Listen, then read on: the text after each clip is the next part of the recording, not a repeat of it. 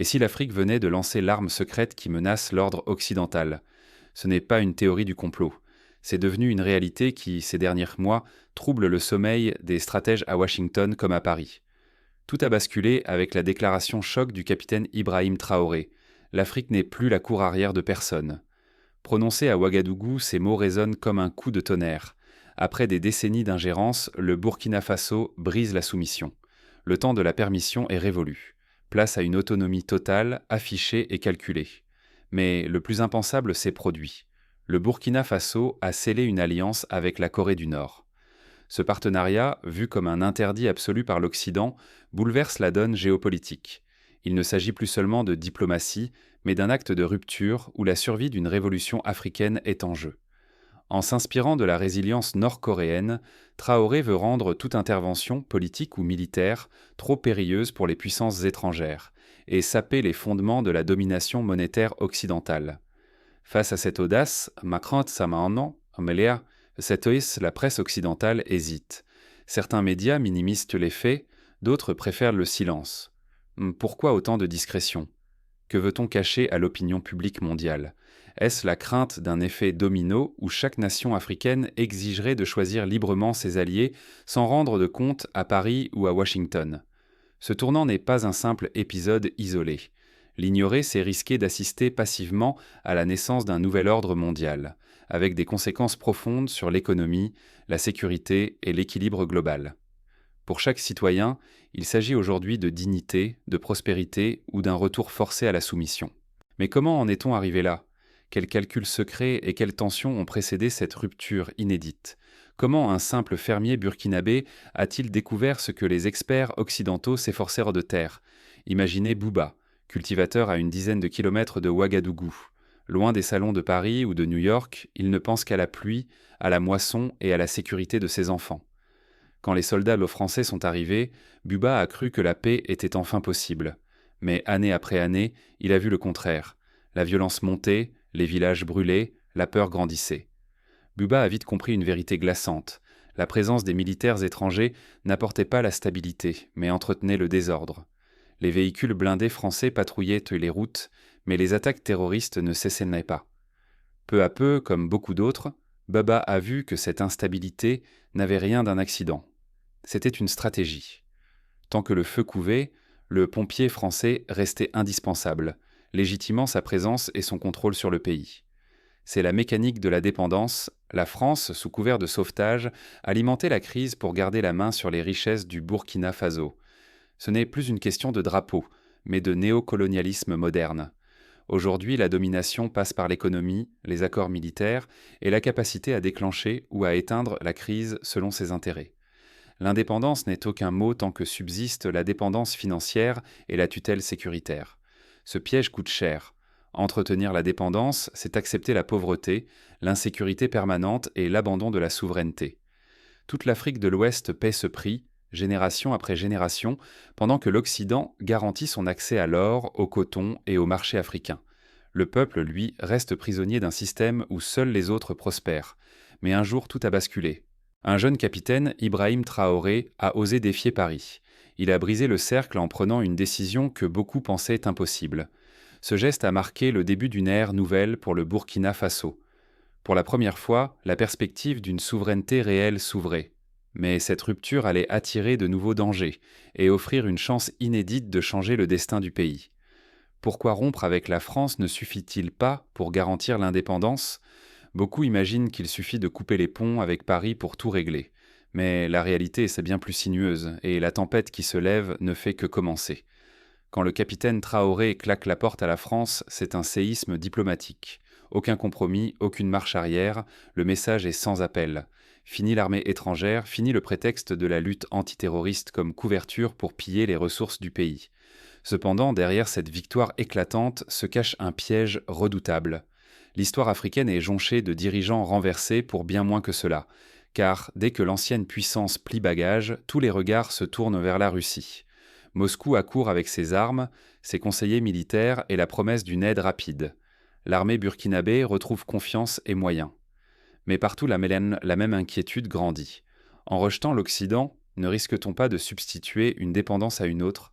La Russie, avec ses propres intérêts stratégiques, peut-elle garantir une souveraineté totale? Les alliances récentes prouvent que chaque pacte cache des conditions. Le soutien russe n'est jamais désintéressé. Le danger le plus insidieux n'a pas de visage. Il rôde dans les palais feutrés des grandes capitales. Les Occidentaux disposent d'armes invisibles. Sanctions économiques, manipulation monétaire, gel d'aide, campagne de désinformation et surtout la menace d'un coup d'État téléguidé depuis l'ombre. Oser dire non, c'est s'exposer à une punition rapide et brutale. Dès lors, la question fondamentale s'impose. Comment briser le cercle vicieux de la dépendance, quel que soit le partenaire? Comment ériger un rempart solide contre la vengeance des puissances déstabilisatrices? Sans stratégie audacieuse, le risque est immense. Asphyxie économique, marginalisation diplomatique, voire effondrement total du pays. L'histoire africaine regorge d'exemples où la résistance a été réduite à néant par la force ou la tromperie. Traoré comprend l'urgence. Il doit inventer une police d'assurance que personne n'a jamais osé imaginer, une garantie ultime contre toute ingérence. C'est à ce moment précis que sa stratégie bifurque vers l'inattendu, plongeant le pays dans une zone grise où seule l'audace permet de survivre. Ce choix radical va faire trembler les équilibres mondiaux. Mais jusqu'où Traoré est-il prêt à aller pour offrir au Burkina Faso une indépendance totale, quitte à défier l'ordre établi? La Corée du Nord, bannie par l'Occident, mais source d'inspiration pour une Afrique en quête de souveraineté. Ce rapprochement inattendu ne relève pas de l'improvisation, mais d'une stratégie mûrie, héritière de Sankara. Unir ceux qui défient l'ordre occidental et veulent écrire leurs propres lois. Derrière le tumulte médiatique, c'est un vieux courant qui ressurgit. Il y a près de 40 années, le Burkina Faso et Pyongyang rêvaient trop déjà d'autonomie totale, quitte à affronter blocus et menaces. Aujourd'hui, cette alliance repose sur un savoir-faire redouté. Réseau de tunnels indétectables, fortifications souterraines, livraison express d'armes et de pièces détachées, plan de résistance asymétrique. Là où l'Occident mise sur la domination aérienne, la doctrine nord-coréenne promet de transformer chaque invasion en piège mortel. Le plus troublant, c'est la logique du bouclier nord-coréen. En scellant ce pacte, le Burkina Faso ne cherche pas seulement de l'équipement militaire, il obtient un effet domino inquiétant. Désormais, toute menace directe contre Ouagadougou pourrait déclencher une réaction en chaîne, internationaliser le conflit et instaurer une forme de dissuasion nucléaire indirecte, même sans bombe atomique. Un véritable fil-piège géopolitique. Toute intervention occidentale devient risquée, forçant Paris, Washington ou Bruxelles à hésiter avant toute opération secrète. Mais l'enjeu dépasse le Burkina Faso. L'Alliance des États du Sahel, l'AES, trace la voie d'une union régionale inédite. On assiste à une tentative de fédération politique et monétaire, reprendre le contrôle de la monnaie, des richesses minières et énergétiques, stopper l'hémorragie financière. L'objectif ? Une fédération sahélienne capable de négocier d'égal à égal avec n'importe quel géant mondial, sans attendre le feu vert des anciennes puissances. Les conséquences sont vertigineuses. Cette alliance pourrait provoquer une guerre économique totale. Embargo, sanctions, isolement bancaire, cyberattaques, campagnes de déstabilisation, voire assassinats ciblés ou sabotage d'infrastructures vitales.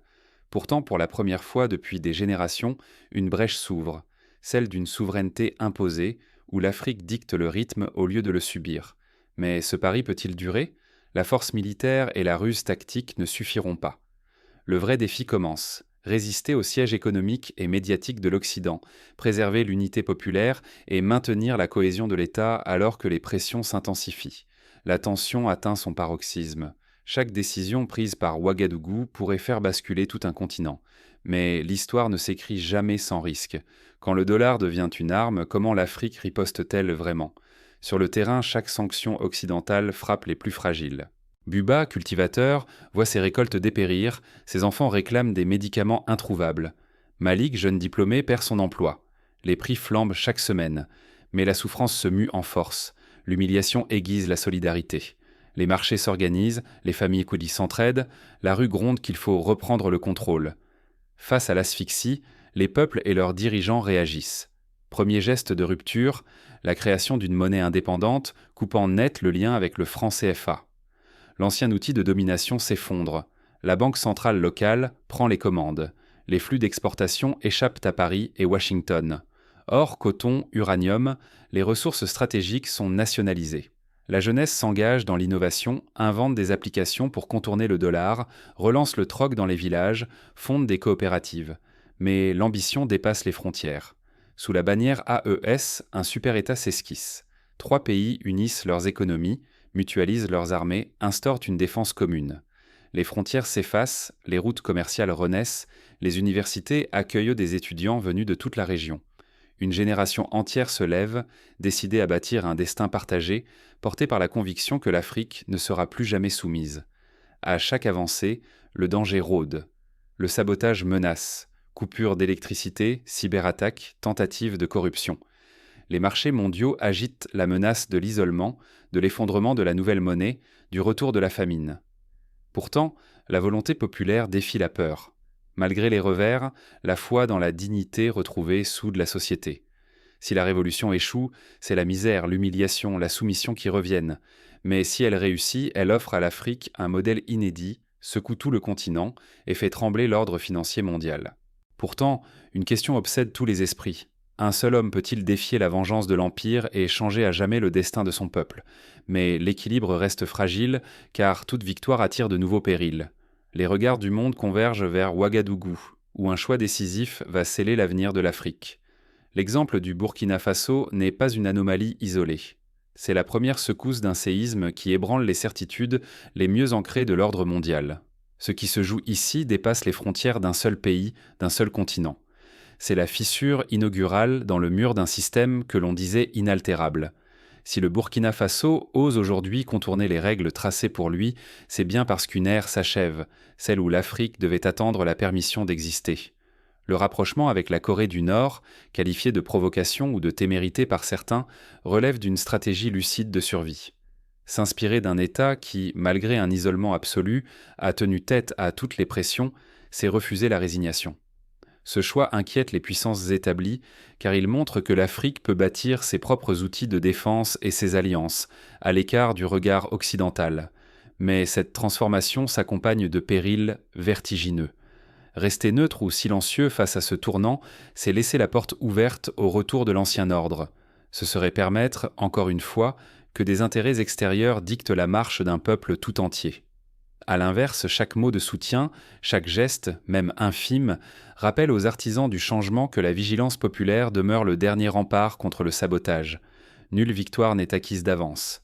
L'histoire abonde en révolutions brisées, en rêves écrasés par la force ou la ruse. Mais ce qui distingue le sursaut du Burkina Faso, c'est la conscience aiguë qu'aucune puissance étrangère ne sauvera sa révolution. Seule la mobilisation du peuple, sa capacité à raconter sa propre histoire, peut rendre ce basculement irréversible. Aujourd'hui, la responsabilité est collective. Le sort de la révolution burkinabé ne repose pas sur un chef ou un traité, mais sur une vigilance partagée. Cela commence par refuser les récits simplistes, dénoncer la moindre manipulation médiatique et soutenir, même à distance, celles et ceux qui marchent pour leur dignité. Le monde observe, mais l'enjeu dépasse le jugement des chancelleries ou des analystes. Pour la première fois depuis des générations, l'Afrique a l'opportunité de choisir son destin sans payer le prix de la soumission. C'est une lutte pour la souveraineté, mais aussi pour la mémoire et l'honneur des générations à venir. Ne restons pas spectateurs. Refuser de s'engager, c'est laisser le champ libre à ceux qui souhaitent voir l'émancipation échouer. À l'inverse, agir, ne serait-ce qu'en relayant la voix de celles et ceux qu'on veut faire taire, c'est renforcer le socle de la révolution. L'exemple du Burkina Faso est une invitation à repenser notre rapport au monde. Il démontre qu'aucune domination n'est éternelle, que la peur peut changer de camp, et que même la plus petite des nations, portée par la volonté de son peuple, peut infléchir le cours de l'histoire. À celles et ceux qui doutent, souvenez-vous, chaque silence profite à l'ancien ordre. Chaque mot, chaque acte de solidarité, aussi modeste soit-il, protège celles et ceux qui osent défier les puissants. La révolution n'appartient qu'à celles et ceux qui refusent de baisser les bras. Voilà pourquoi le cas burkinabé n'est pas une simple exception.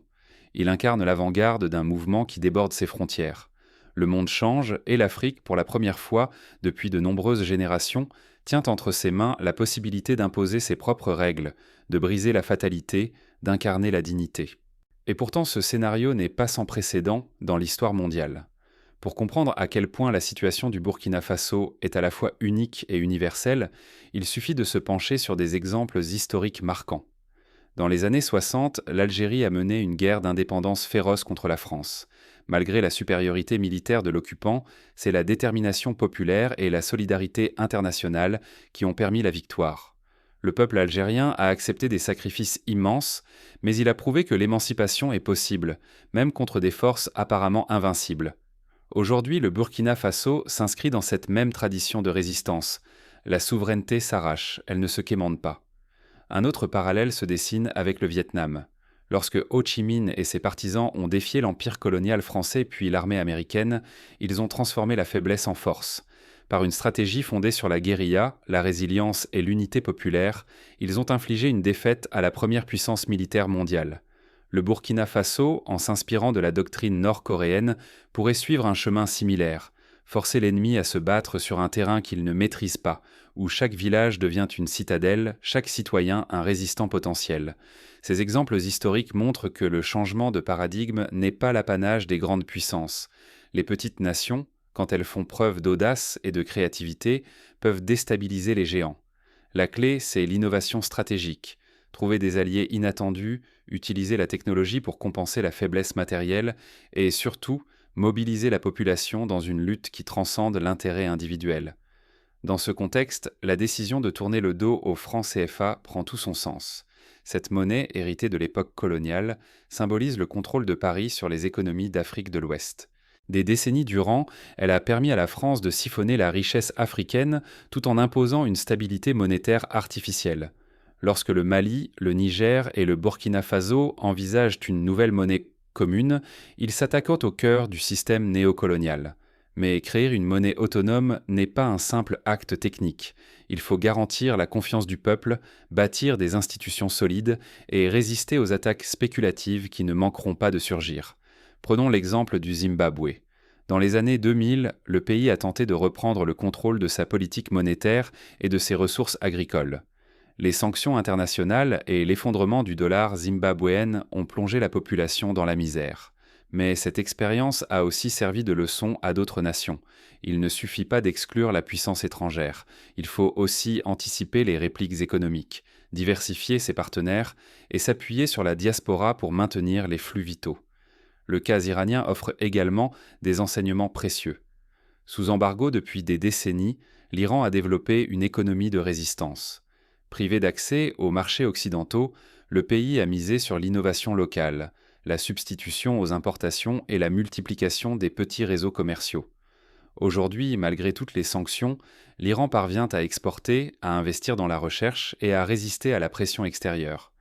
Pour le Burkina Faso, il s'agit de s'inspirer de ces modèles tout en évitant leurs écueils, l'isolement excessif, la répression interne ou la dépendance à un seul partenaire extérieur. Concrètement, comment le Burkina Faso peut-il mettre en place cette stratégie de résilience ? Première étape, renforcer la sécurité alimentaire. En investissant dans l'agriculture locale, en modernisant les outils de production et en favorisant les circuits en cours, le pays réduit sa dépendance aux importations. Des exemples existent déjà. Au Sénégal, des coopératives de riz ont permis d'atteindre l'autosuffisance dans certaines régions. Au Ghana, la relance du cacao a créé des emplois et renforcé la souveraineté alimentaire. Le Burkina Faso peut s'appuyer sur ces modèles pour déployer des programmes similaires soutenus par la formation professionnelle et l'accès au microcrédit. Deuxième étape, développer les énergies renouvelables. Le Sahel bénéficie d'un ensoleillement exceptionnel. En investissant dans des fermes solaires, des mini-barrages et des réseaux électriques décentralisés, le pays peut réduire sa facture énergétique et créer des emplois durables. Le Maroc a montré la voie en devenant un leader africain de l'énergie solaire. Le Burkina Faso a déjà lancé plusieurs projets pilotes, mais il faut accélérer le mouvement, impliquer les communautés locales et garantir l'accès à l'électricité dans les zones rurales. Troisième étape, bâtir une industrie locale. Trop longtemps, l'Afrique a exporté ses matières premières sans les transformer. L'exemple de la Côte d'Ivoire dans le secteur du cacao ou de l'Éthiopie dans le café prouve que la création de valeur ajoutée sur place est possible.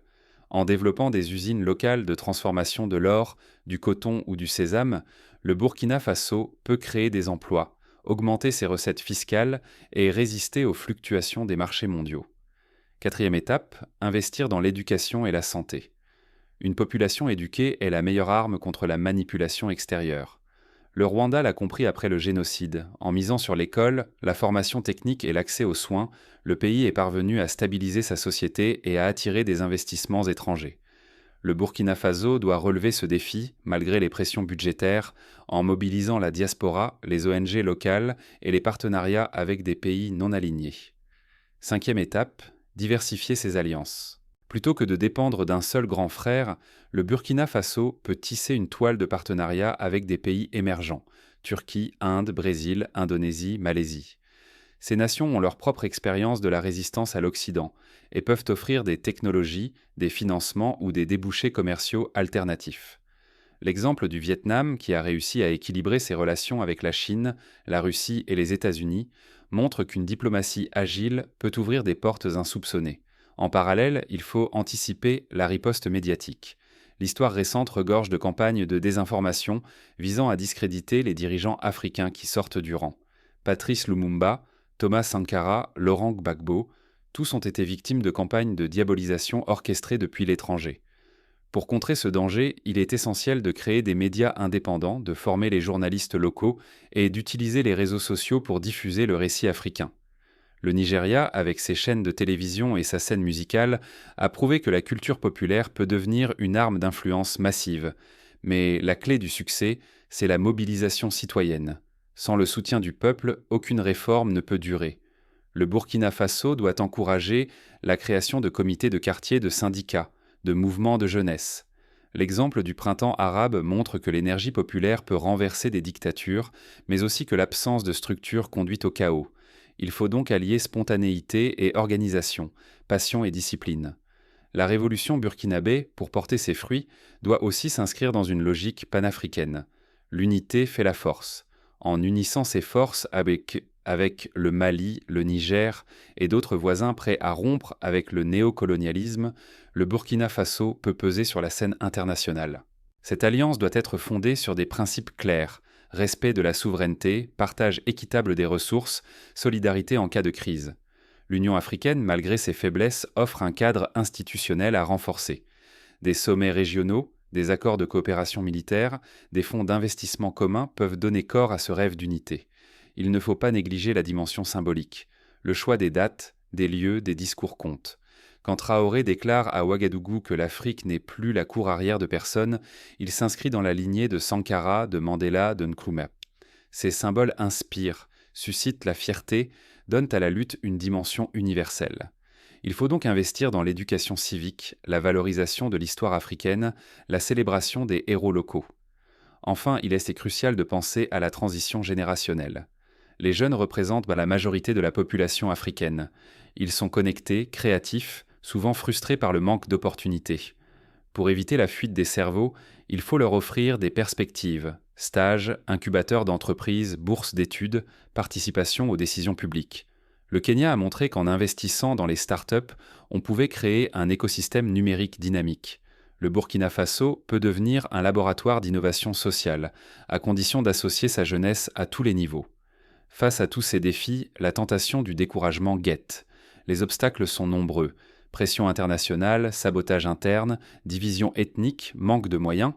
Mais l'histoire montre que les grandes transformations naissent de la persévérance. Nelson Mandela a passé 27 années en prison avant de voir son rêve aboutir. Le peuple cubain a résisté 60 années à l'embargo américain.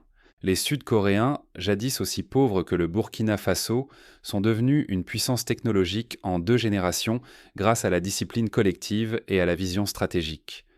Pour clore la question de l'avenir, il faut se rappeler que chaque victoire, aussi modeste soit-elle, s'additionne aux autres. Un puits construit dans un village, une école ouverte dans un quartier défavorisé, une application mobile inventée par un jeune entrepreneur, chaque avancée compte.